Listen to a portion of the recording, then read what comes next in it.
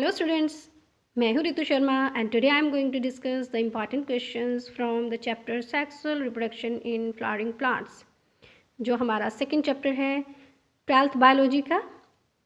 So first question is, how are the pollen grains stored in pollen bank?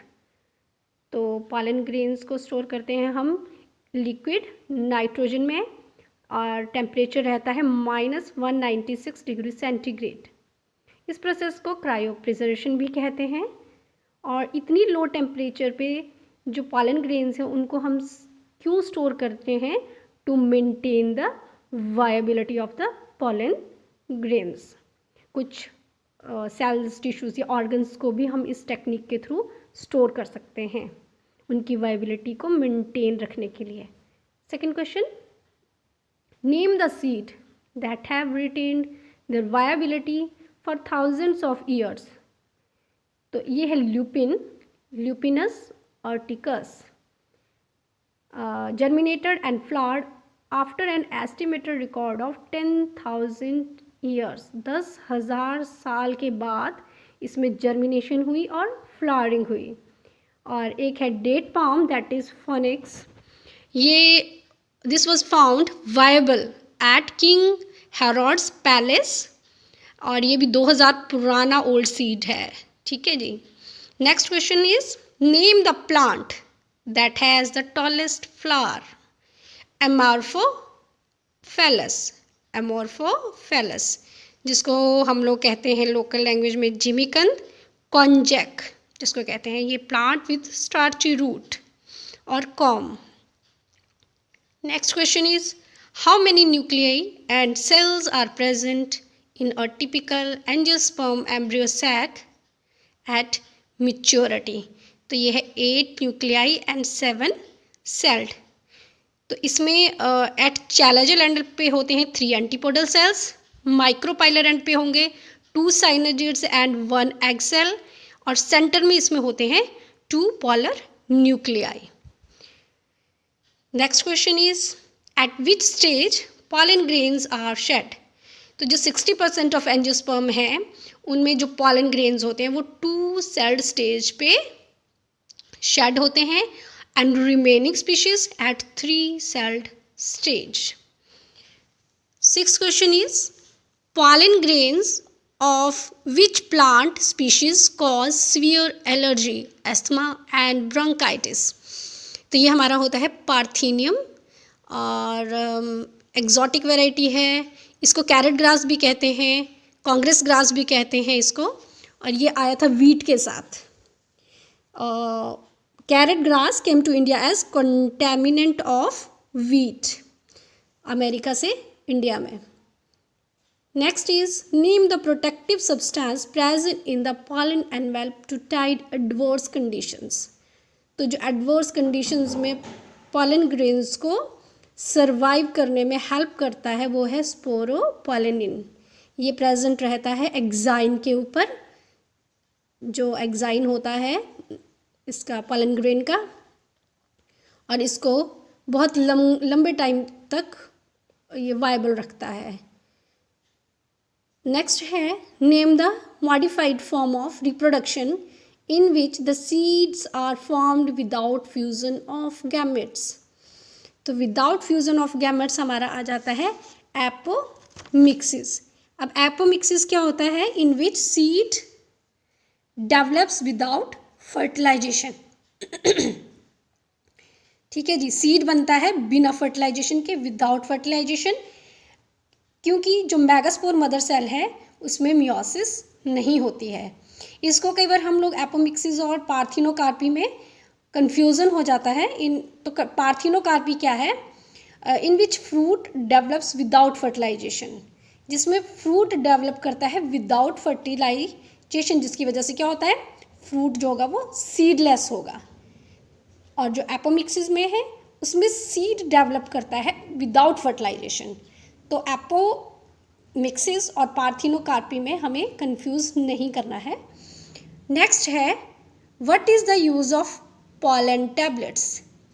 तो जो pollen tablets हैं इनको as a food supplement use करते हैं to increase the performance of athletes and race horses. Mostly जितने भी athletes हैं वो अपनी परफॉर्मेंस को इंक्रीज़ करने के लिए ये पॉलन टैबलेट्स को यूज़ करते हैं, क्योंकि जो पॉलन ग्रेन्स होते हैं they possess abundant nutrients including. Next question is what is the use of pollen tablets? So these pollen grains are used as food supplements to increase the performance of athletes and race horses. क्योंकि जो हमारे pollen grains होते हैं they possesses abundant nutrients including proteins, carbohydrates and unsaturated fats, इसीलिए ये use होते हैं as food supplements. pollen creams भी बनती हैं pollen grain से, क्योंकि इसमें जो प्रेजेंट रहता है unsaturated fats that protects the pollen grain from the ultraviolet raise.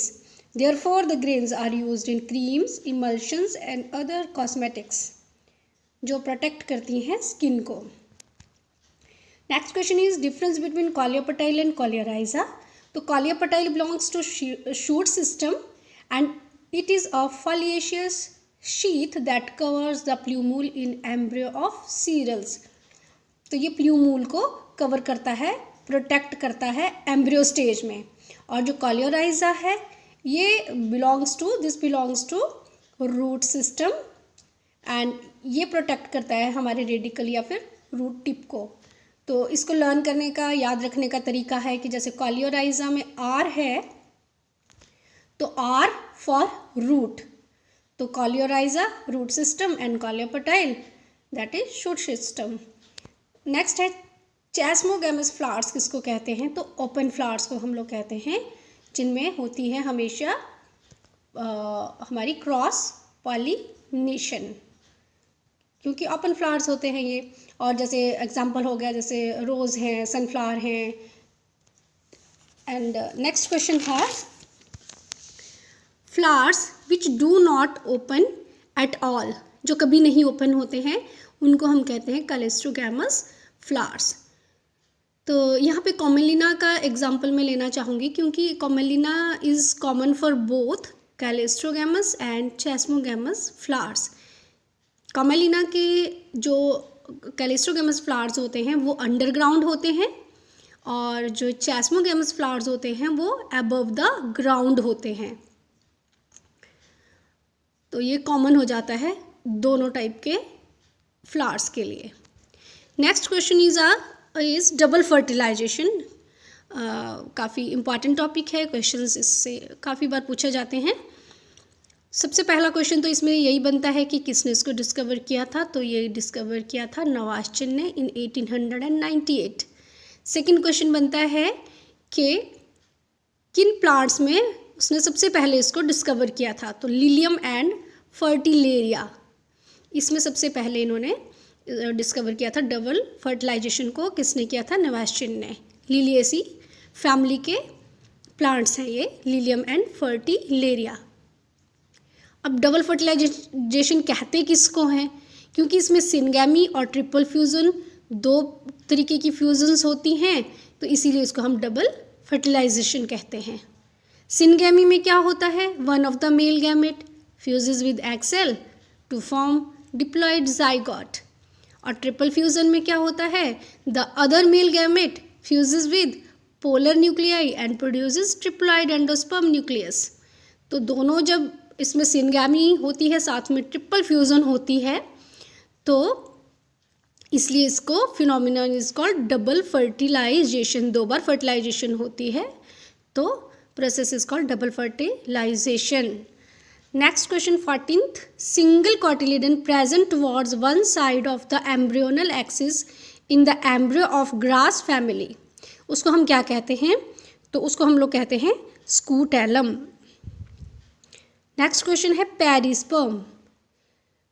Perisperm क्या होता है? It is residual persistent nucellus in some seeds, for example black pepper, beet, etc. और एक क्वेश्चन आता है कई बार कि type of endosperm present in coconut. Coconut में किस तरीके का एंडोस्पर्म होता है? तो उसको हम कहते हैं free nuclear endosperm. Next question is exine is absent at. कहाँ पे एग्जाइन जो पॉलन ग्रेन के ऊपर आउटर जो मेम्ब्रेन होती है एग्जाइन कहाँ पे एब्सेंट होती है, तो वो होती है जर्म पोर पे। Next question is name the structure in embryo sac or ovule that guides the entry of pollen tube into it. तो उस स्ट्रक्चर का नाम होता है filiform apparatus in the synergids. तो ये हो गया हमारा 18th क्वेश्चन। जो द साइनरजिड वॉल, साइनरजिड की जो सेल वॉल है, it forms highly thickened structure called filiform apparatus. ठीक है जी। और ये